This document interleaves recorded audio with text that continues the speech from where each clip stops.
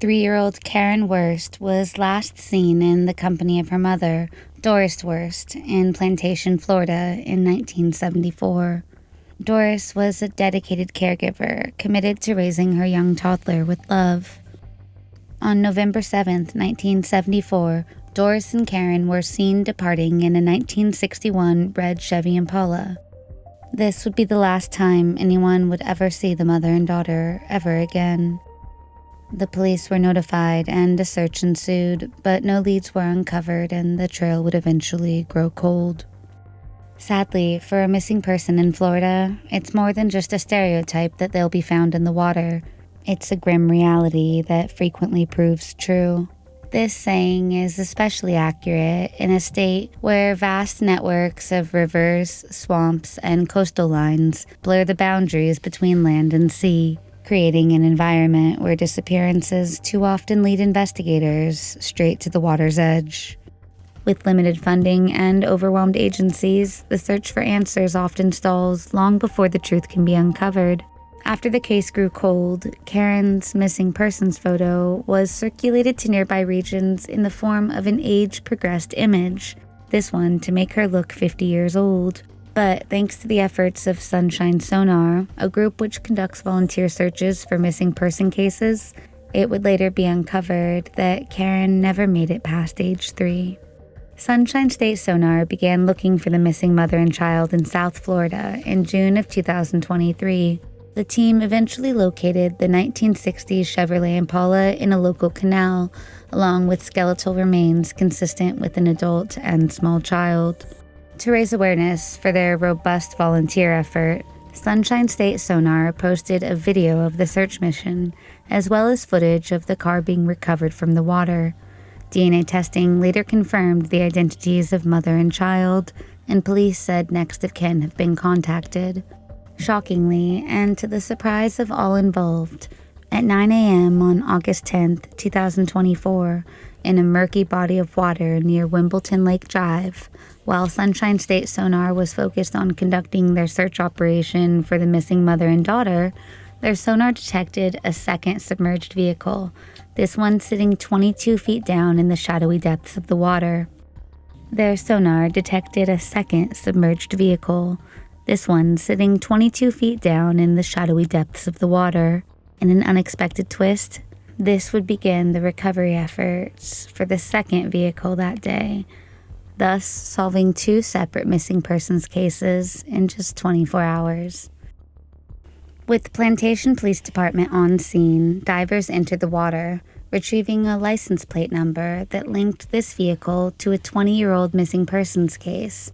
A case that had been entirely off the radar of the Broward Sheriff's Office, whose dive team soon arrived on scene, confirming the presence of human remains inside the sunken vehicle. The car was found upside down, deeply embedded in silt, with its windows rolled down, turning each movement that the dive team made into a painstaking recovery effort. The body was eventually discovered to be that of World War II veteran Bernie Novak. Bernie, a husband and father of 3 who had been reported missing after failing to return home in Lauderdale West community, was finally recovered after more than 2 decades underwater. He, along with his silver Buick LeSabre, disappeared in 2004.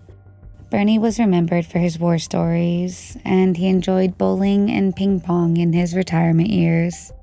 More than 20 years had passed between Bernie's disappearance and the recovery of his body, and with no leads as to his whereabouts, his family had been in a constant state of confusion and shock. Reflecting on the search efforts for his father, who seemed to have fallen off the face of the earth, his son Joey recalls, 20 years ago at this time, we were down in Florida looking for the car. We had a memorial service about 5 years later, and I really put everything behind us with closure, but I always imagined this is how it happened. Now, Joey said he can finally lay his father to rest in peace. I am very proud of him, Joey said, and I learned a lot from him. He lives in my brain and my heart every day. Joey says that he plans to place Bernie's remains next to that of his mother's at the family cemetery.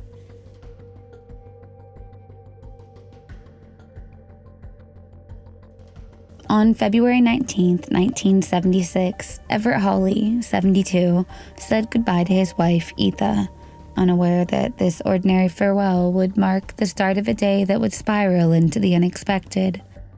That morning, Everett was picked up from his home in Stockton, Illinois, by his business partner, Clarence Owens.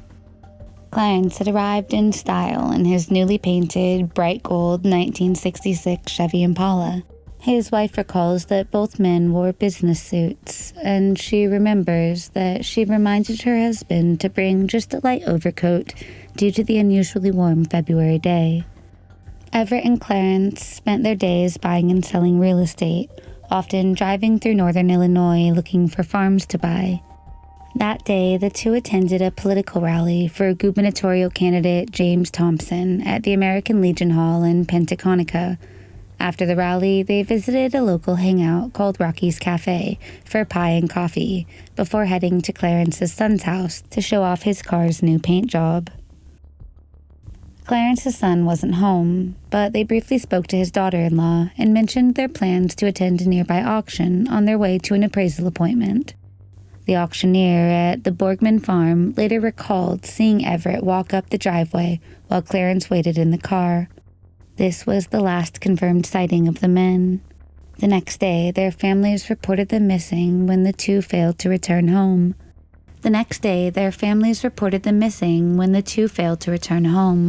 Authorities initially thought they might have been in a car accident. However, as days passed with no sign of the men nor Clarence's car, police theories shifted to possible foul play, with some believing that the men had disappeared voluntarily.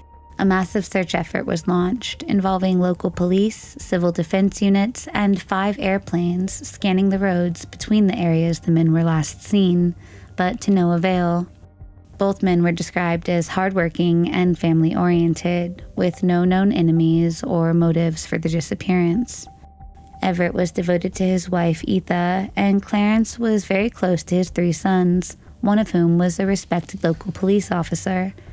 Authorities found no clues and were left with no leads to follow, therefore the case grew cold. Everett's wife, Etha Hawley, passed away shortly after the first anniversary of his disappearance. Her death was said by some to be from a broken heart, a tragic end that reflected the despair and confusion she carried. For many, Etha's passing marked a final chapter, deepening the belief that Everett would never be found alive.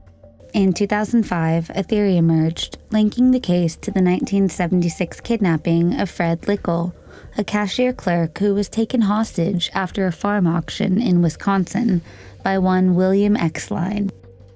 Though Exline denied involvement in the men's disappearance, similarities between the case were noted by law enforcement, but no arrests were ever made. Until 2024, there was no trace of Everett, Clarence, or Clarence's prized gold car. Families and even retired investigators of the case tell the media they were haunted by the mystery of what had happened to the 2 men on that sunny February day. Finally, in March of 2024, civilians enjoying a day of fishing along the Pentaconica River discovered a submerged vehicle using their sonar fish finder, a digital way to map underwater environments. Authorities were quickly informed. The town sheriff noted the difficulty of the ensuing search. The vehicle lay partially embedded in mud at a depth of 8 to 10 feet, a shallow resting place by some measures, yet treacherous enough to complicate the recovery efforts. Authorities were able to use a crane, and there they pulled out a 1966 Chevrolet Impala sedan. More than 100 bones were retrieved from inside the vehicle and the surrounding riverbed. DNA later extracted from the bones was compared with DNA profiles from the men's relatives in order to identify them. Testing performed confirmed the bodies found were the remains of the 2 businessmen and longtime friends. Before the DNA testing, in an effort to rule out a previously unknown homicide, the remains were examined by a forensic anthropologist in St. Louis, Missouri, who found no evidence of trauma. Winnebago County coroner said that how the 2 men died is still unknown, but that no foul play is suspected. The sheriff of the town reminded the public, quote, This is a testament to the dedication and perseverance of our detectives and forensic experts. It's a reminder that no case is truly ever closed, no matter how much time has passed. It should also be noted that this would not have been possible without the proactive actions of the civilians who were enjoying an otherwise ordinary day of fishing before they changed the lives of not one but two families.